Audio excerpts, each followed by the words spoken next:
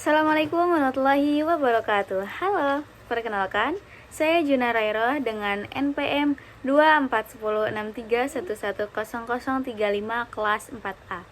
Di sini saya akan menjawab soal ujian akhir semester tahun 2025-2026. Nomor 1 yaitu mengenai penerapan demokratisasi pendidikan dalam pembelajaran PAI serta tantangannya di era digital.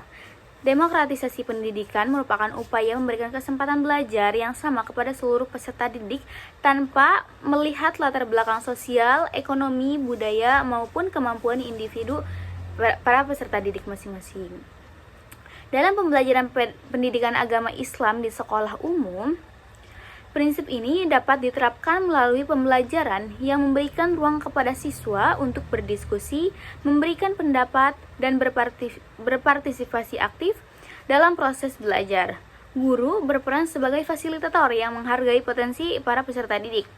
Hal ini sejalan dengan Quran Surat Asy-Syura ayat 38 tentang pentingnya musyawarah.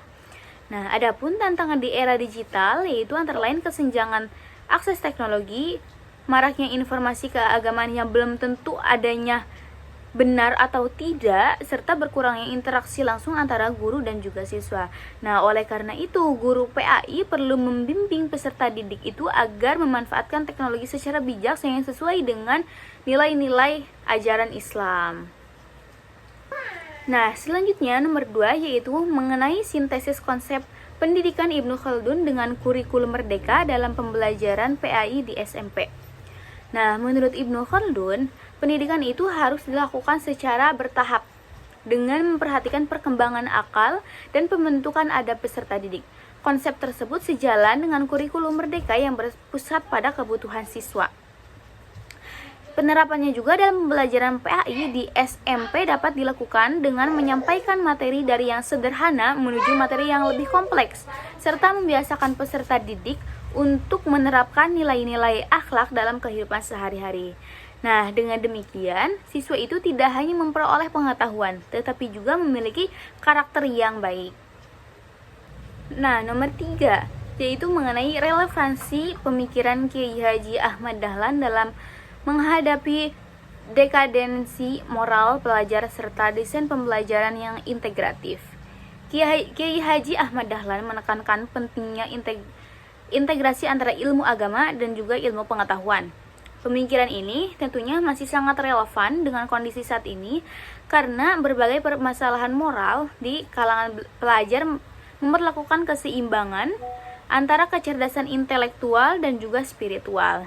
Nah, salah satu desain pembelajaran yang dapat diterapkan adalah pembelajaran berbasis proyek. Misalnya, siswa membuat kampanye tentang etika bermedia sosial berdasarkan nilai-nilai Islam sehingga ilmu agama dan ilmu pengetahuan dapat berjalan secara seimbang.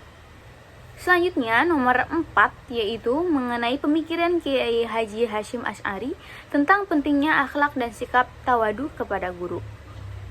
Nah, menurut Kiai Haji Hasyim Asy'ari, pendidikan itu tidak hanya berfokus pada transfer ilmu, tetapi juga pembentukan akhlak. Peserta didik harus menghormati guru, sedangkan guru harus menjadi teladan yang baik bagi peserta didik.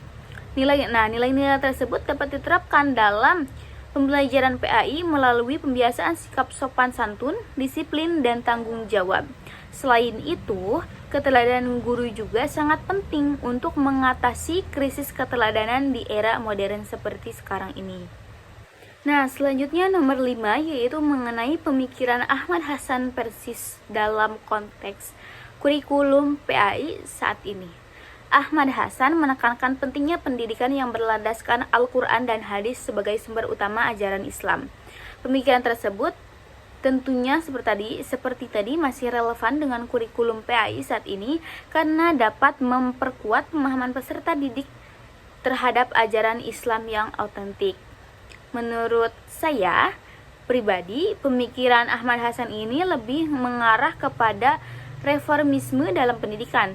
Nah, hal ini tuh karena beliau mengajak umat Islam untuk kembali kepada sumber ajaran yang murni serta melakukan pembaruan dalam cara berpikir agar sesuai dengan tuntutan syariat.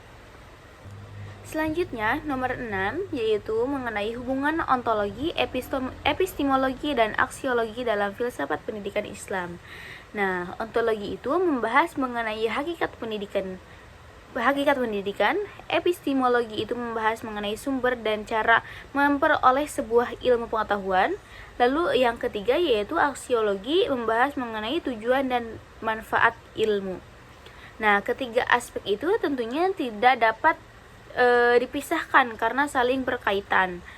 Dalam program studi pendidikan agama Islam, ketiganya itu dapat dijadikan sebuah landasan dalam penyusunan visi dan misi agar menghasilkan lulusan yang memiliki kompetensi akademik, berakhlak mulia, dan memberikan manfaat bagi masyarakat.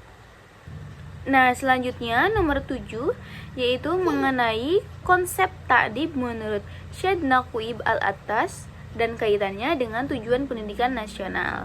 Nah, menurut Syed Naqib al-Attas, tujuan utama pendidikan Islam adalah pembentukan adab atau ta'dib. Konsep ini tentunya sejalan dengan tujuan pendidikan nasional yang bertujuan untuk membentuk manusia yang beriman, bertakwa, berilmu, dan berakhlak mulia.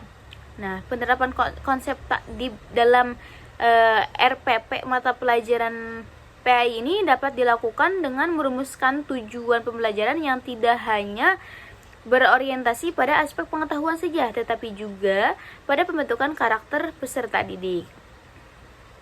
Nah, yang terakhir yaitu yang ke-8 mengenai konsep Islamisasi ilmu pengetahuan menurut Ismail Raji Al-Faruqi. Nah, menurut Ismail Raji Al-Faruqi, ilmu pengetahuan itu perlu diintegrasikan dengan nilai-nilai Islam. Salah satu model pembelajaran interdisipliner yang dapat diterapkan di sekolah adalah menggabungkan materi PAI dengan ilmu ekonomi.